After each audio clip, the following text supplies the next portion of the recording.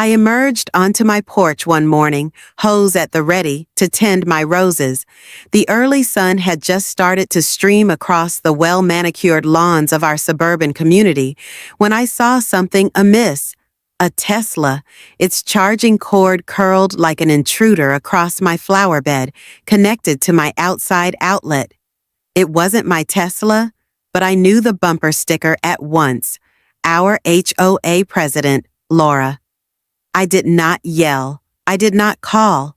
I simply stood, observing the creeping theft of my electricity, as Laura probably reclined in her giant house, filling out citations on mailbox color codes and lawn length.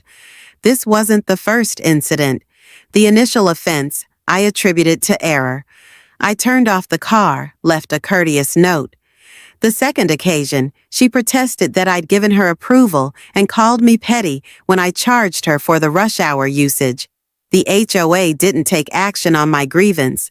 The third occasion, I filed an official complaint, only to be slapped with a citation for disruptive behavior by Laura. Now, this fourth time, no excuse, no note, just audacity. I pulled the charger and hung it tidily on my porch railing. Then I made a cup of coffee and waited. 15 minutes passed, and a hard knock sounded through the door. Laura stood there in a teal tracksuit, clutching her phone and a citation pad like a badge of honor. "Your outlet's faulty," she snapped without greeting. "My Tesla's not charging." She pushed past me to examine the plug as if she owned the building, complaining about outdated wiring. I took a photo of her in action and sat down, allowing her to take her charger like it was a trophy. Later that night, an HOA citation landed in my inbox. Unsafe electrical outlet posing community hazard. It was then that I understood.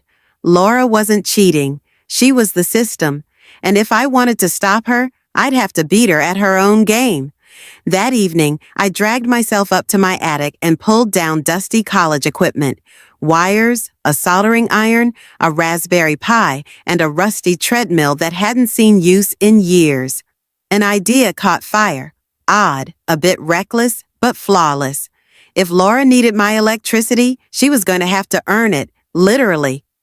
I rigged the porch outlet to turn on only while the treadmill actually ran, not being used, not just plugged in, running. By noon the following day, I had a prototype. Awful as sin, duct tape, sloppy wiring, a pie tin for flash. But it worked. When I jogged, the outlet lit up. When I got off, it died. The following night, I left the treadmill prepared and the charger plugged into a lamp. When I finished running, the light went out. Victory. 2 nights later, I caught her in the act on my Ring camera. Laura drove up as usual, plugged in, and walked off, oblivious. Back within an hour, she was confused, tapping the charger. She stormed into my garage and stood there stunned, looking at the humming treadmill. She walked away without a word. The next morning, I saw a new HOA notice. Energy Protocol Awareness. A subtle jab. But things had changed. A neighbor, Sarah, leaned over and said, "Everyone's sick of her. You're the first person to stand up for yourself." That evening, I upgraded the whole system. A motion detector, a camera disguised in a birdhouse, alerts directly to my phone. At 11:13 a.m. the following day, my phone rang. Laura was kneeling at the outlet, gloved like a spy. The treadmill roared to life. She jumped, lost her footing, and fell hard. I stood by, half laughing, as she crawled away, charger in tow. By evening, another citation came. Unauthorized electronic equipment. I answered with zoning ordinances, permits, and photographic evidence. Then, silence. Neighbors started to rise up. Sarah painted her fence. Mark put up a camera. At a community meeting I'd called, I laid it all out. Video, documents, even an email where Laura joked about using community juice to power her Tesla. Her face went white. She stammered excuses, but the harm was done. Soon, I got a county citation for unlicensed electrical changes. I went to the county office with permits in hand and a schedule. Complaint dismissed.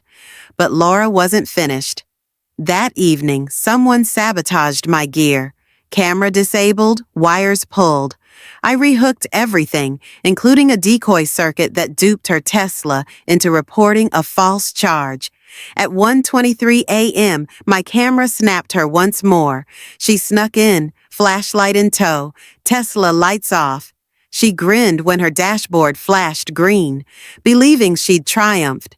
Her battery remained at 12%. Later, she knocked on the door.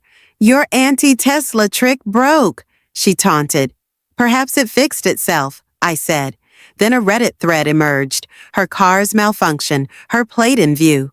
The internet roasted her. Word spread. Quickly, Laura quit as HOA president in a week. Inspectors swarmed to her house, finding illegal grid tapping.